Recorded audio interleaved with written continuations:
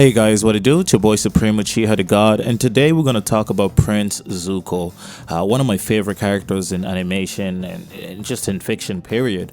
Zuko, when we first meet him, he's an angry boy in search of his dignity and honor, a child looking for the only way to return home. As a prince who was banished from his kingdom by his own father, Zuko was clearly a tortured soul, one who doubted his own honorable action due to his father's reaction. You see, his father left him physically scarred and his ideals shattered. Ozai asked the impossible from his son, a mission to find the Avatar, an airbender named Aang who had been missing for 100 years. The expectation was that Zuko would spend the remainder of his life as a wanderer, watching from a distance as the Fire Nation conquered the remaining kingdoms.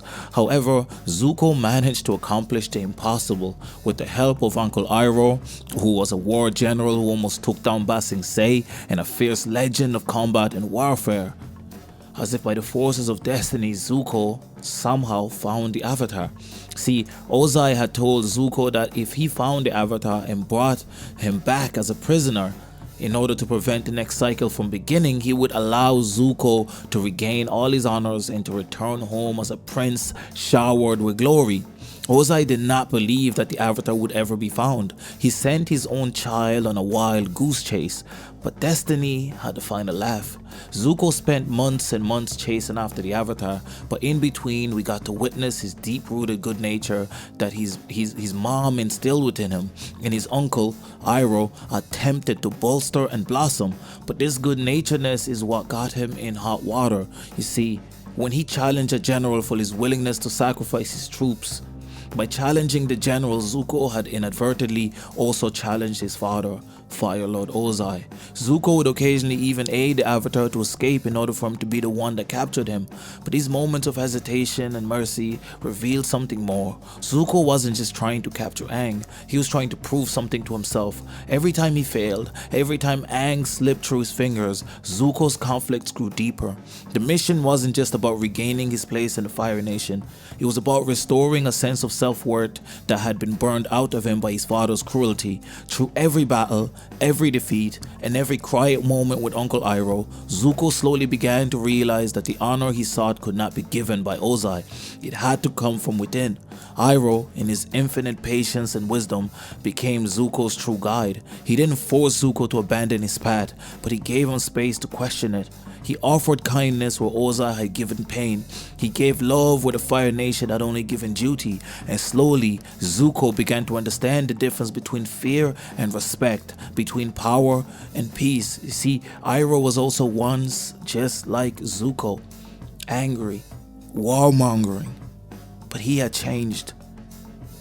Zuko's most powerful transformation happened not in battle, but in stillness, when he chose to sit and listen, when he chose to forgive himself for his past and to forge a new one, when he chose to betray everything he thought he wanted in order to become the person he was always meant to be. Joining Team Avatar wasn't just a political move, it was Zuko's rebirth. He had to earn the trust, especially Katara's, and he had to walk a path that forced him to reckon with the pain he caused, even as he tried to undo it. His final confrontation with his sister Azula wasn't just a fight for the throne, but a spiritual battle between who he used to be and who he had become.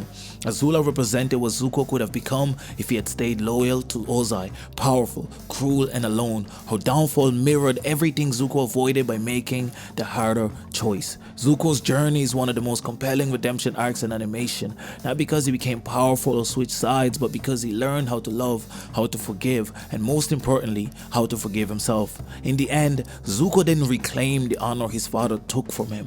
No, he redefined what honor truly meant. Not loyalty to a tyrant, but loyalty to truth, compassion, and justice.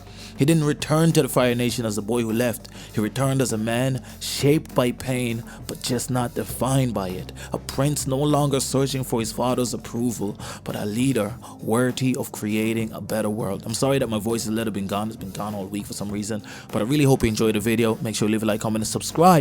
Let's get that 3K, man. I'm out.